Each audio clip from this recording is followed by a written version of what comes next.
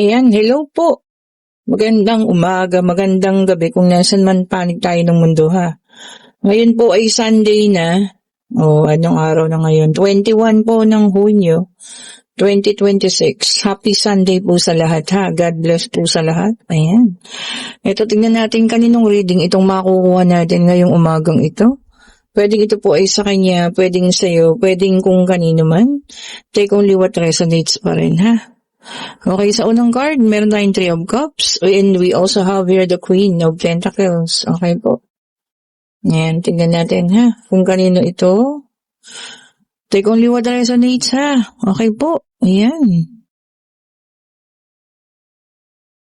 Oh.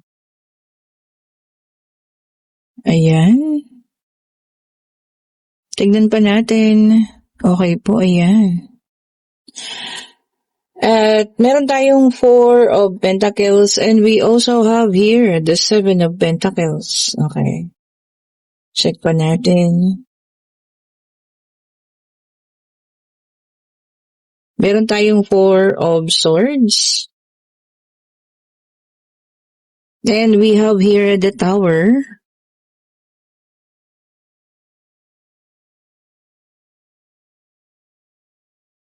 Oops. And we also have here the King of Wands. Okay po. And we have here the Nine of Swords. Nine of Cups. Okay po. Ayan, kompleto na itong ating situational reading ngayong umaga na to ha.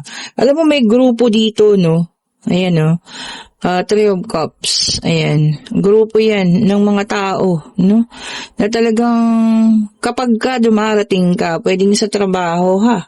Or po pwedeng sa samahan ninyo. Alam mo yun, natitrigger sila. Okay po.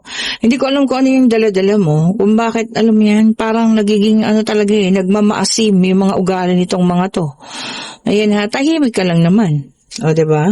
Nananahimik ka lang naman. Pero alam mo yun, parang ang tina-target nila, magkaroon ng pagkasira ikaw. So, ayan ha. Natitrigger mo itong mga fake na taong ito. Ayan. Siguro kasi maayos ang buhay mo sa ngayon. Ayan ha. Wala kang ganong kalaking problema, no, tungkol sa kaperahan. Hindi kagaya sa kanila. Okay po. And dito kasi nakikita ko may budgeting lang, no. Baka sa kanila kasi, alam mo yun, kapos. Ganyan ha. So, namamayani ang pagkainggit, no. So, ganun nga yung nangyayari. Parang kapag kung grupo kayo at dumarating ka sa grupo ninyo, natitrigger mo yung nila pagka-peke. O, diba? So, pero naramdam mo ang pagka-fake at pagka-plastic ng mga taong ito, no? Alam mo yun, kahit wala ka namang ginagawa. So, ang isang pinaka-major na dahilan dyan, inggit po kung anong meron ka sa ngayon. O, diba? Nakakalungkot. Kasi baka yung iba rito, tinurin niyo pang kaibigan yan, mga kaibigan sila. Pero, alam mo yun, ganun pala yung tingin sa'yo. Diba, no? So, nakakalungkot po. At, kasi, wala ka namang ginagawa masama eh. Kumbaga, pinakikisamahan mo pa nga sila mabuti. Pero alam mo yan, ganun pala sila, no? Ganun pala yung tingin nila sa iyo po. O, ayan, tingnan pa natin, ha? Sige, check pa natin kung ano pa itong mga ito. Ayan, more elaboration dito, no? Tingnan pa natin. And we have here the Three of Wands. Ayan, Nako, ito pa yung isang mga kinaiingitan sa'yo, no? Siguro ikaw po pwedeng nakakapag-travel ka. Ayan ha. Kahit hindi ibang bansa, kahit dito lang sa Pilipinas, no? Kumaga nakakapasyal-pasyal, merong mga pinupuntahang mga ibang lugar. O, diba? At least kayo ng pamilya mo nakakapasyal, no? Siguro sila kahit na anong yabang, puro yabang lang. Ikaw, hindi mo kailangan magyabang kasi nakakaya niyong gawin. O, diba? Or kumain sa labas, mga ganyan, So, alam mo, palagay ko sa community, ito rin, nanggagaling. Hindi lang sa mga katrabaho or what, or mga kakilala mo, mga kabatch ba dyan, or ka-friends mo, or kasama nyo sa mga school. 'Di ba? Yung mga nanay, yung mga nagbabantay-bantay sa school, o 'di ba? Karaniwan talaga meron silang isang binubuli eh. O 'di ba?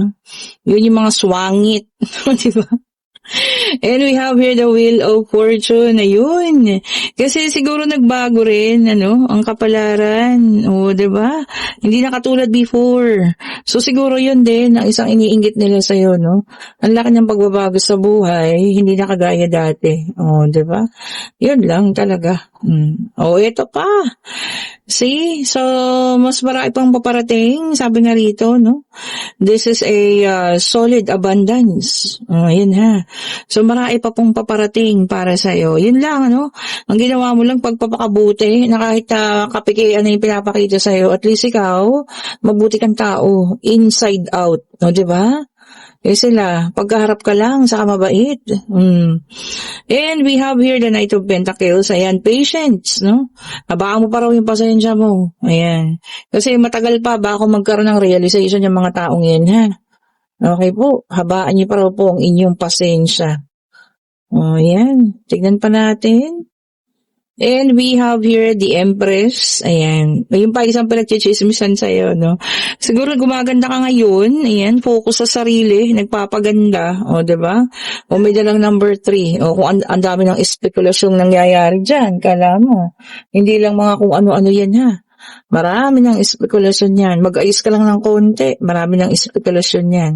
Sa mga taong ganyan. O, diba? And we have here the Five of Swords. Ayan. O, talagang sila, no? Sabi sa'yo, may deception, pangluloko. O, diba? Sa harap mo, napababait yung mga yan. Pero pag talikod mo, naku, ikaw ang topic yung mga yan. Masaya sila pag may naibibigay ka, pero pag wala, naku, sabi ko sa'yo, tuwan-tuwa sila sa mga pinamimigay mo, pero ayan na nga. And we have here the Magician, may number 1. Sabi niya rito, no? Ikaw kasi, you have the gift. Sabi niya, no? You have your willpower. Kumbaga kung ano yung talagang magustuhan mo, ginagawan mo ng paraan, pinagtatrabahuan mo. Siguro sila hindi nila kayang gawin yun. O, diba? Hindi nila kayang magawa. O, diba?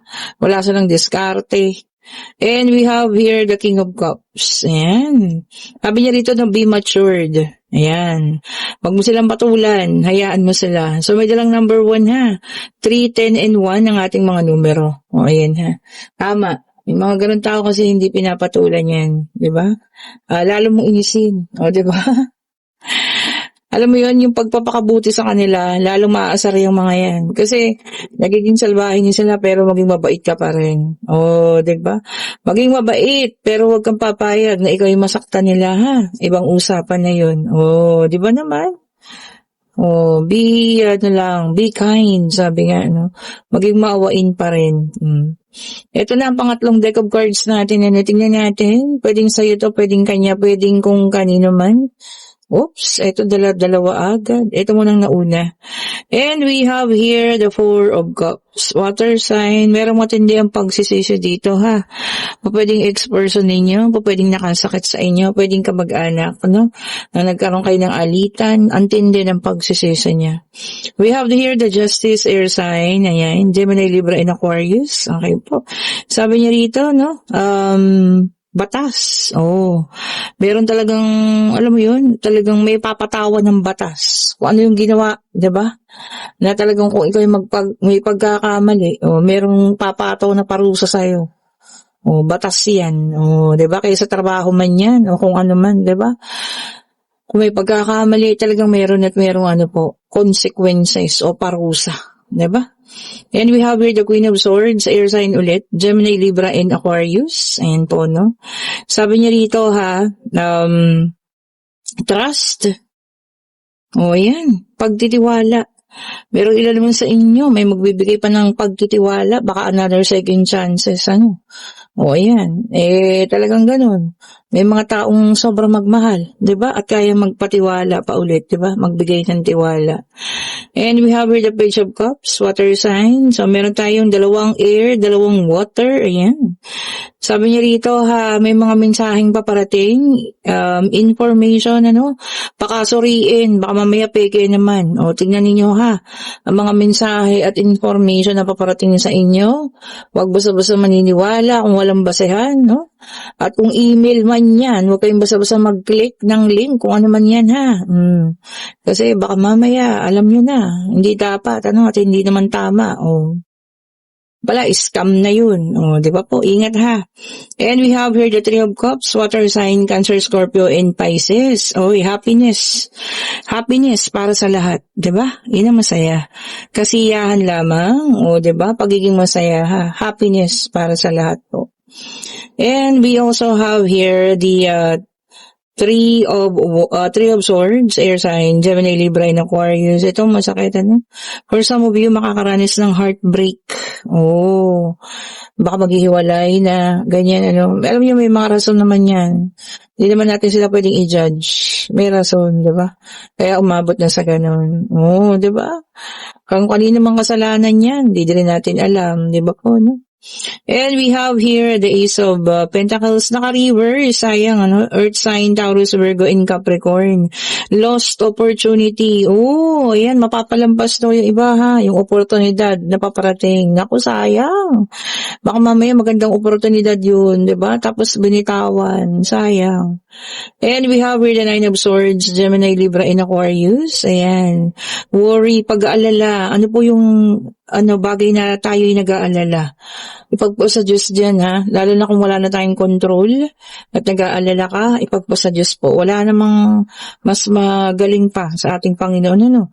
Para kung ano man tong pag-alala na to, talagang, alam mo yan, mawala yung pag-alala ninyo o pag-alala. Diba? Worry.